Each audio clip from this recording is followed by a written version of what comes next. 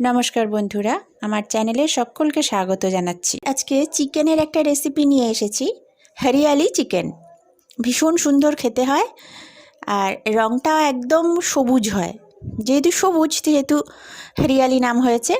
चलुन झटपट देखे निই हरियाली चिकेन किभाबे बानाते हय। एई हच्छे पुदिना पाता, शुधु पातागुलोके बेছে निते हबे और एटा धने पाता, तार संगे काँचा लंका जे जार स्वाद अनुयायी एटा नेबेन, যে যেরকম ঝাল খান। এবার এই তিনটে জিনিস একসঙ্গে আমি মিক্সিতে পেস্ট করে নিয়েছি, এই রকম অবস্থা। এবারে মাংস কেটে ধুয়ে পরিষ্কার করে জল ঝরিয়ে নিয়ে তাতে আমি পেঁয়াজ বাটা দিয়েছি 1 কাপ মতন, আর 2 চামচ মতো আদা রসুন বাটা দিয়েছি, আর ওই পাতার যে মিশ্রণটা করেছিলাম সেটা দিয়ে দিলাম। একটুখানি নুন দিলাম, একটু সাদা তেল দিলাম। এবার এটাকে ভালো করে মাখিয়ে অন্তত 2-3 ঘন্টা রেখে দিলে খুব ভালো হয়।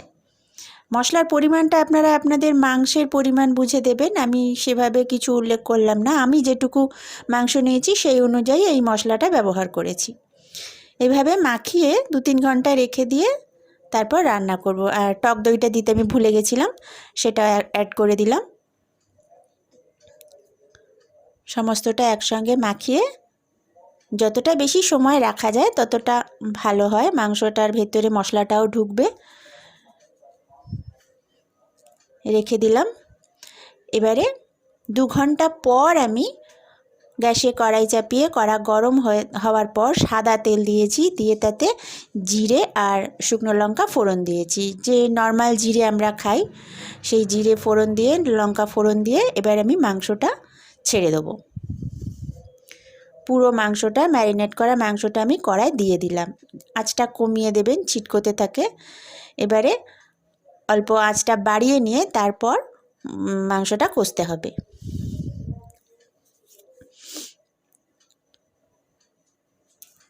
ভালো করে নাড়াচাড়া করে নিয়ে ঢাকা দিয়ে দিয়ে কষতে হবে। আমি একটু চিনি দিয়ে দিলাম।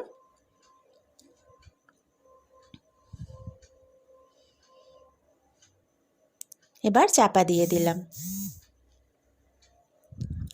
এরকম চাপা দিয়ে দিয়ে 5-10 মিনিট পর পর এরকম চাপা খুলে খুলে অল্প করে নেড়ে চেড়ে দিয়ে আবার চাপা দিয়ে দিয়ে মাংসটাকে রান্না করতে হবে। আমি কিন্তু এতে শুকনো লঙ্কা মানে কোনো রকম রং জাতীয় কিছু ইউজ করিনি, যেমন হলুদ বা লঙ্কার গুঁড়ো এটা ব্যবহার করিনি, তাহলে এই সবুজ রংটা আসবে না। এবার আমি আরেকটু নুন দিলাম, কারণ টেস্ট অনুযায়ী তখন তো দিইনি, এখন সেই জন্য স্বাদ মতো নুনটা পুরোটাই দিয়ে দিলাম।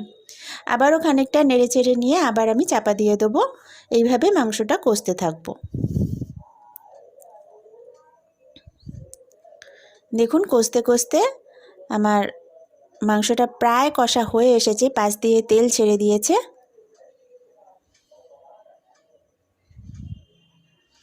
আঁচটা মিডিয়ামে রেখে আমি এই জিনিসটা করেছি। ভালো মতো কষা হয়ে গেছে। এবার আমি মশলা ধোয়া যে বাটিটা ছিল, যে জলটা, সেইটা আমি দিয়ে দিলাম।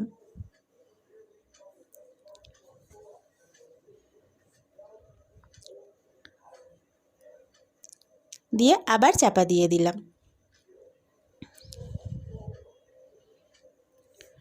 কিছুক্ষণ পর 5-10 মিনিট পর আবার ঢাকা খুলে এবার আমি শুকনো কড়াইতে একটু কসুরি মেথি মানে ভেজে নিয়েছিলাম, সেটা হাতে রগড়ে দিয়ে দিলাম। সেটাও আমি ভালো করে এর সঙ্গে মিশিয়ে দিচ্ছি।